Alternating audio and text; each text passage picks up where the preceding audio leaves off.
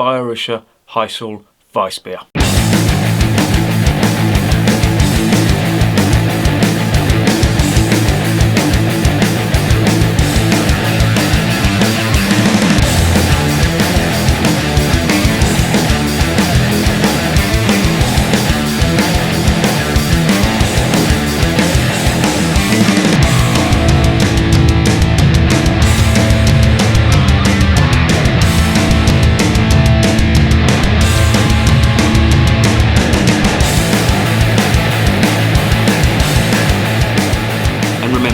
Life is too short to be drinking shitty beer.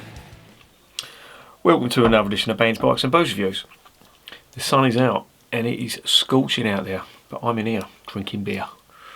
I know where I'd rather be. Drinking a bottle of this. This is the Bayrischer Hiasl Weissbier from the Lauterbacher Brewery, which is based in a place or a region in Germany called Hesse. And that's sort of on the way to the south.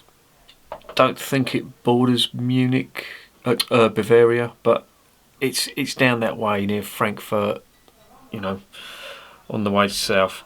They are Lauterbacher Brewery, are an independent brewery based in this region, and they've brewed this stuff, this Bayrischer Hiasl, to commemorate a fella called Matthias Klostermeier, who was the German equivalent of Robin Hood. He was a bit of an outlaw, poacher, scoundrel, bit like Robin Hood, and they've brewed this to commemorate him. I don't know anything about it. I got it from Beers of Europe. I've never even heard of this brewery before. I don't know whether this is a crystal Weiss, cloudy Weiss, who knows. So what have we got on the back? We have got a load of German, which I cannot understand, but this is a Bavarian beer. Now that's unusual. Is Hesse part of Bavaria? I don't know.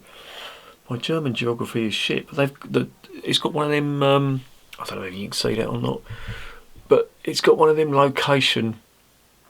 It's like a location stamp, which gives it protective geographical status from the EU. And I'm assuming that must mean that is actually Hesse is part of Bavaria. I honestly don't know. I don't know how big Bavaria is. I haven't got a map to hand, but I am showing my ignorance on German geography. So let's not discuss that.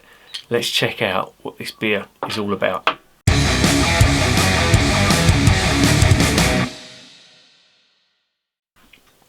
Right, 500ml bottle by the looks of things. Yes, it is. Alcohol 5.3. Weissbier. Everything in German. Everything in German. I've never seen this beer over here before. If you can speak German and you want to translate, feel your daisy roots. You know, pause the video and read all that gumph. There's the label. Got a bloke with his bird. That must be the Robin Hood fella, Matthias Klostermeier.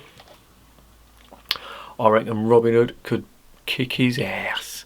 Here's the cap. Let's try and get some fucking focus here. There is the cap, yeah. Oh, come on, you fucking bellend. Oh, you know what it's like. Anyway, let's stop guessing. Let's get this beer open.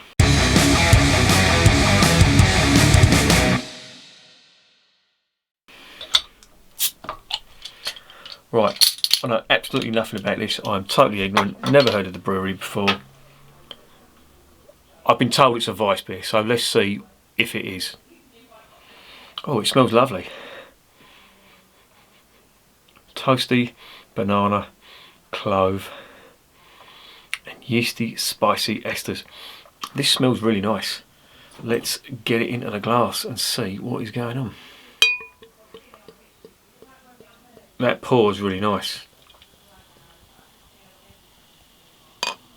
And it's slightly hazy, but I can see right through it. It's not like a usual Bavarian Weiss. There is a ton of carbonation in that. Yeah, it's hazy, but I can see through it. So I don't know whether it's a cross between a crystal and a normal natural or Naturube Heifer. See, look at the carbonation in that.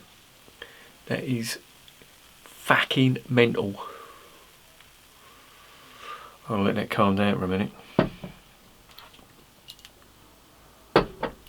Be right back. Right, it's calming down a little bit. I'm going to give this a little swig, get any yeasty residue into the glass.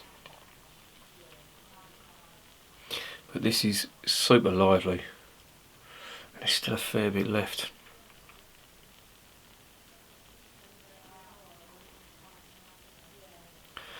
To be honest, that is what a Weissbier should look like,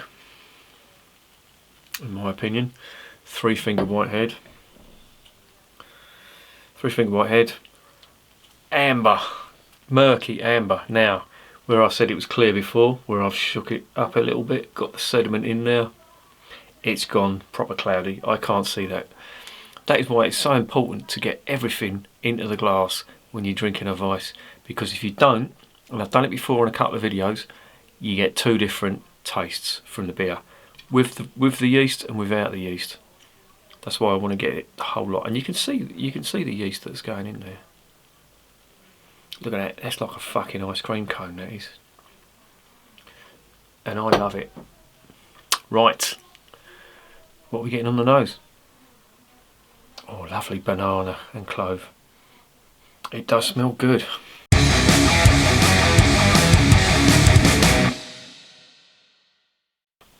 Let's get it down the hatch. Let me see if I can get this into my gob without looking like a bell end and getting covered in beer froth.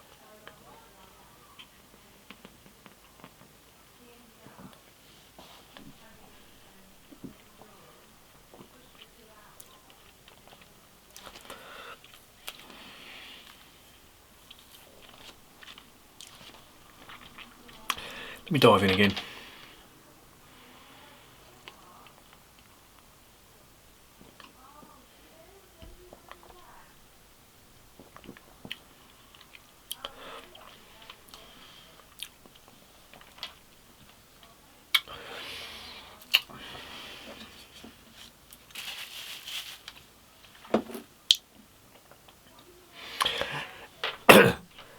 It's not bad, I will say that. First thing I noticed, carbonation, even though it was absolutely going for it in the glass, has calmed down a fair bit, and it's not abrasive in the mouth, which is good. Secondly, the banana and clove are a little bit subdued. Let me dive in again though.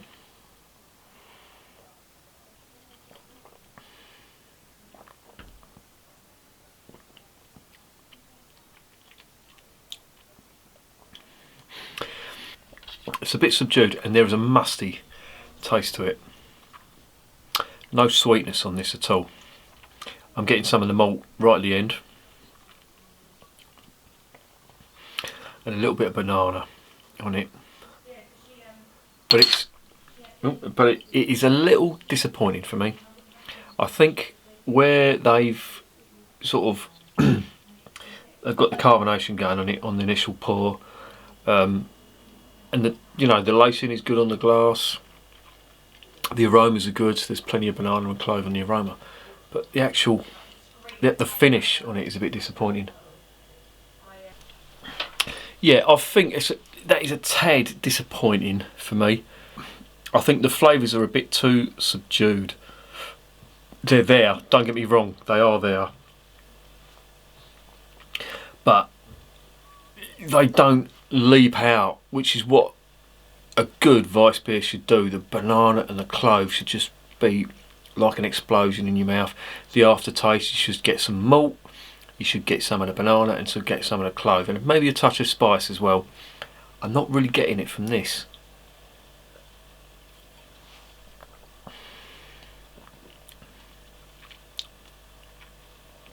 It's certainly not the worst, I'll say that, but it's not up there with the best of them. Yeah, tad disappointing. The flavours for me are just a little bit subdued, and the body is a little weak for me as well. That's what I'm getting, and they're the three components of a decent wheat beer, German wheat beer. Decent body, big banana and clove, and nice sweet malt at the end of it. The body's not there. The banana and clove is there, but it's subdued. The malt is there, but it's very subdued. And it's disappointing. But, on the other hand, it's not the worst. I have definitely tasted worse.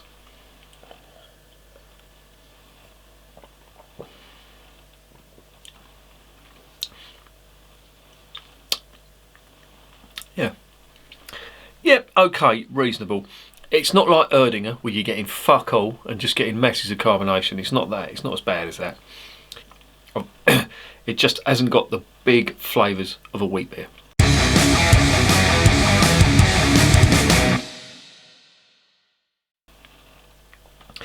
So what's the verdict? I'd never heard of these before. Never seen it before. I didn't even know it was a wheat beer. It doesn't actually say it on here, or it doesn't make a big thing of it about being a wheat beer. And I looked at it through the bottle and it looked quite clear, and on pouring it was quite clear as well, until I got all the sediment in there. I mean, there is no more sediment in there. That is everything in the glass, and it's just a tad disappointing for me. The flavours are subdued, carbonation is okay-ish, mouthfeel, the body is just a little weak. So I'm going to give that. I'm going to give it a 6.5 out of 10. And am I going to recommend it? This is hard to find. I got it from Beers of Europe. It was cheap. It was £2.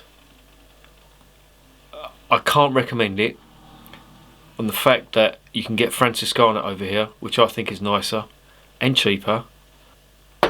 And even if you're totally skint, even the Rheinbacher I would put up there, on a par with it. And if it's a toss up between spending £2 on this and £1.25 on a Rheinbacher from Aldi, I'd go for the Rheinbacher all day long, unfortunately. So yeah, having said that, it's okay.